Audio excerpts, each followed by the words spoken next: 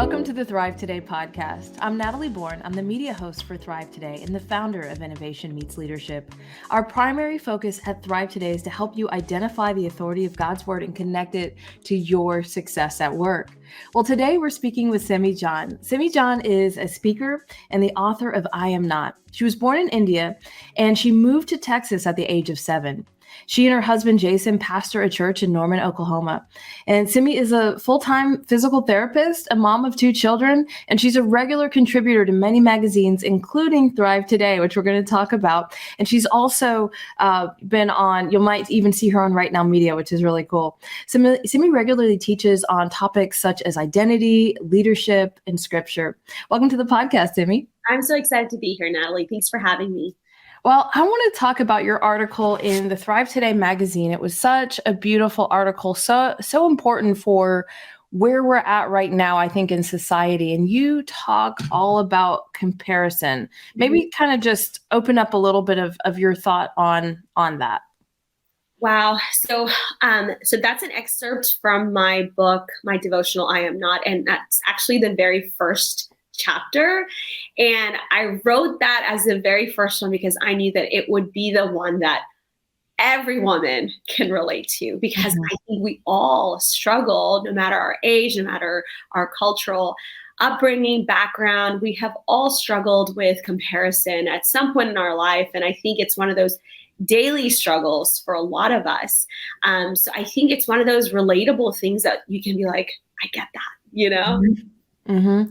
Well, I want to unpack that for a minute, because you talk a little bit about how we hurt ourselves when we start to operate almost from a spirit of comparison. Let's talk about that for a moment. Yeah. I think comparison is a human problem that has existed since sin entered the world. We see that. And even in the Garden of Eden, the first thing that the enemy says to Eve is, if you eat this fruit, you will be like God. And she begins to compare herself against God. And she's like, well, I want to be like God.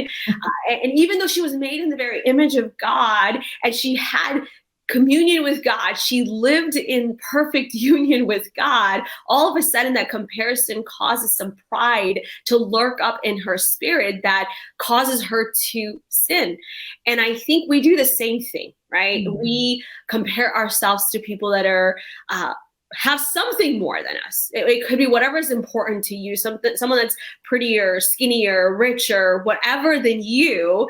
And we find ourselves at a deficit, at a lack, like, well, I don't have that. I'm not quite there. I have a lot, but I don't have that. I don't have as much as her. And that always creates this spirit of insecurity deep within us. And that makes us not like us. It's hard to live in contentment when you see lack in your life and when you see a deficit or you feel inferior. And so not only does comparison make you dislike the other person, it causes you to dislike your own life and live in discontentment in your own purpose and identity. Wow. Well, it's interesting because, when I'm listening to you talk, I'm thinking, some people might be thinking, well, I'm just comparing, but the thread that you just pulled is like, when we compare, it leads to sin, right? It's leading to pride. It's leading to discontentment. It leads to all these other things that we don't think about. We just think we're comparing, but we don't realize that we're actually creating some root systems in that comparison. Right. And I think that's why it's something that we struggle with daily, because we don't recognize that it is a gateway to sin, right? It is hurting the heart of God. It is causing us to have this separation with God, because at the root of comparison is pride. I remember driving to work one day and I was, scrolling at a red light. And I remember seeing one of my friends post something and I was like, oh my gosh, she got something that I've been praying for, that I've been waiting for. Yeah. For my own life. And in that moment, my first thought was, why not me?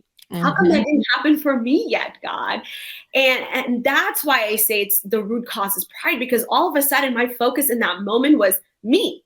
And that is the problem with comparison. That is why we compare, because we're so focused on ourselves, my life, my desires, my goals, and we forget about God, we forget about the other person. And the greatest command is what? To love God and love people. And we cannot genuinely love God and love people when we are living in pride. And so that's why it hurts the heart of God. That's why there's a separation between us and God when there is comparison that is leading us, leading our life, leading our decisions, leading our emotions.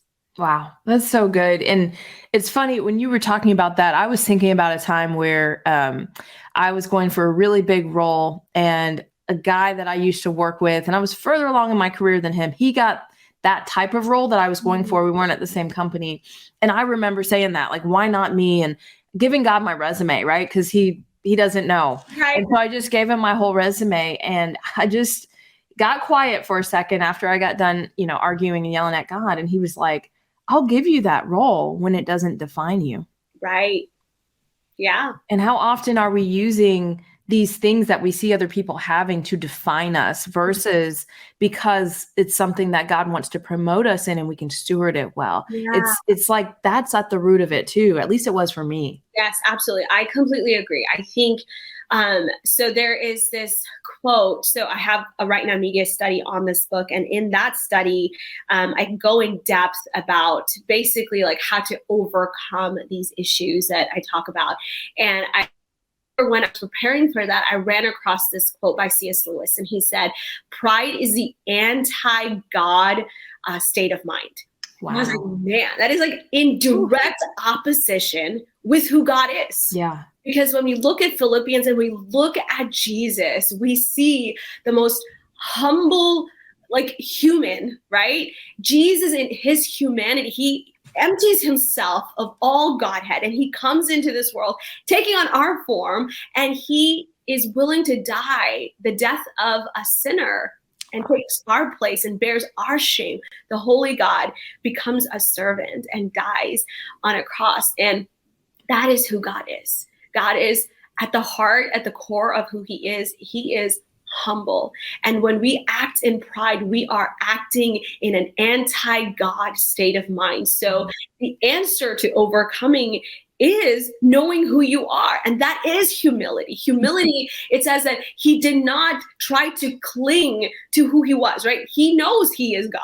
He's not trying to cling to that. And I think what we do is we are trying and striving to prove ourselves to ourselves and the people around us because we are not resting in the identity that God has given us. We can only be humble when we know who we are. Humility is not like this weak, like, oh, I'm just a worm, I'm a nobody. That's not what humility is. You know, we think that. We think a humble person is a gentle, quiet person that is just like, I'm just nothing. I don't need to do anything. But a humble person is actually a very powerful person, because when you know who you are, nothing can come against you that's going to rock your world because you have this firm foundation.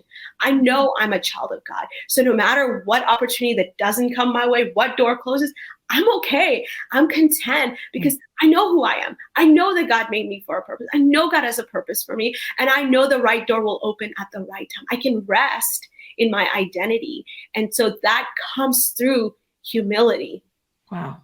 That is so good. And I want to add to that because I once heard someone say humility is agreement with the truth. And that's exactly what you're saying. If I know the truth of who I am and who God's called me to be, I can walk in that truth. I'm not apologizing for existing. I'm not apologizing for being on this earth. I'm walking in who God's called me to be. And if a door closes, I love what you said there. If a door closes, then hey, that door wasn't for you. And God has something better on the way. And I love that because so often I feel like people walk in false humility, or they're just kind of tearing themselves apart and they're trying to call that humility. That's not humility. Humility is what you're saying there. I'm a child of God and I'm going to walk in that. Right. I always say humility is having the right view of you. So knowing that this is my purpose, this is my gifting. So it's easy for me to be okay with a closed door because I know God is building my character. I remember, years back, I speak. And so whenever I would see people who get opportunities to speak, I'm like, man, I wish I could travel and speak all the time. And I remember the Holy Spirit one day was like, Simi, you hate traveling. That's true. You have 2 kids and a full-time job. That's true. So how would you do that right now in this season of life? I can't. I would be stressed. And that was a moment when I was like, God doesn't want me to walk in my calling and it be heavy on me. Oh, that's so good. Right? And so for me, when I have the correct view of me, like I know who I am, I know I'm called to speak, but that traveling ministry is not for me yet. And that's not because God is holding out on me. It is because God is holding me. He is like, I want you to have a healthy marriage. I want you to have a healthy mental health. When you are going to work as a healthcare worker, when you are raising those children, I need you to be present. And that's why that's not your season yet. It's because I'm holding you. And when I understand that, in humility, I can not compare myself to other people, but rest in God's got me. Man, that is a word for, I think, several people, because I feel like so often we do look out at what other opportunities people are getting and we compare. I can remember so many times when I got turned down for job opportunities, and I, let God know that, hey, that should have been me and all the things, right? Yeah. And then when the job would come around a year later, or a different opportunity would come up, I would look back and be like, man, I am so glad you didn't give me that opportunity. Because one, either I wasn't ready, or two, the opportunity wasn't as good as I thought it was, or as good as it looked on the surface. And so often, we do just sometimes get mad at God and like, God, why are you forsaking me? Why are you giving everybody else things and I'm not getting this thing? And just how beautiful it is to look back on those moments and be like, man, that really wasn't for me. And I'm so grateful that I can know that and walk in that now. Yes. Hindsight is 2020. We always have to take that look back. And I think that's important. I'm glad you mentioned that, because I think that's so important, because it's often when I look back on my life and I see that that's the reason God closed that door, that God ended that relationship. Yeah. That's when I'm like, God is faithful. And that stirs me up and gives me faith and hope for the next day, because I realize in humility that my wisdom and my intellect and all of that is so finite. Yes. Compared to God's thoughts and his ways and his wisdom. And so I can rest and be like, it's okay, because God's been faithful then and he doesn't change. He will be faithful today and tomorrow. I love that. Talk to me a little bit about your book, I Am Not. What inspired you to release this, to write this? Like what was the burning passion in you when you were wanting to release this book? Wow. So I was born in India and I moved to Dallas when I was about 7 years old. And so I always struggled with my identity as like, am I Indian? Am I American? Because I was completely Indian at home. And I would leave my house and I was completely American because I was in a completely different culture. And I was always like, man, like, I don't really know who I'm supposed to be. Am I supposed to choose what Indian Simi would choose? Like what my culture is saying here, or what American culture is saying. Mm-hmm. And that was such a big internal conflict, especially as I, got into teenage years and stuff. And I remember my dad sitting me down and saying, hey, Simi, you are a child of God. Wow. That's all that matters. You live according to the culture of the Bible.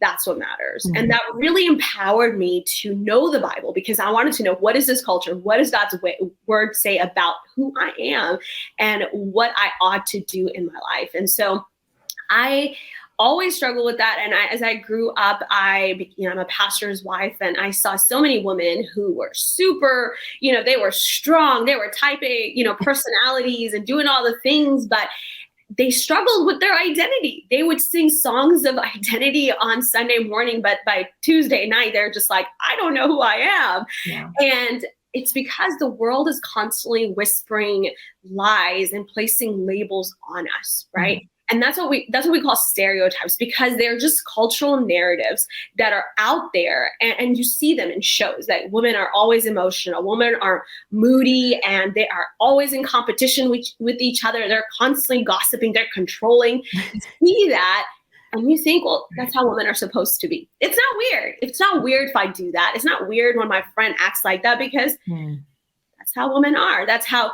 culture expects us to be, and in a way teaches us how to live. Wow. And so when I look at the Bible, it is completely different, right? And so I wrote this book. Really, honestly, I was going to make a video teaching because I'm not an author. I'm not a writer. I never set out to be a writer. And God just put it in my heart that this is supposed to be written. And I remember thinking, I'll do that in my 40s. I'll do that later in my life when I have time. And I was walking around my neighborhood. And as I was walking around, there was this house that was being built. And I would stop for some reason. Something in me would stop every time I walked by that house. And I'm like, what happened? Is there an animal in there? Like, what happened? What made me stop? You know, I'd look in, and it kept happening every time I'd come around this specific house. And I knew that that was the Holy Spirit trying to whisper something into my spirit. And so I started praying, what are you trying to tell me? What are you trying to tell me? And nothing.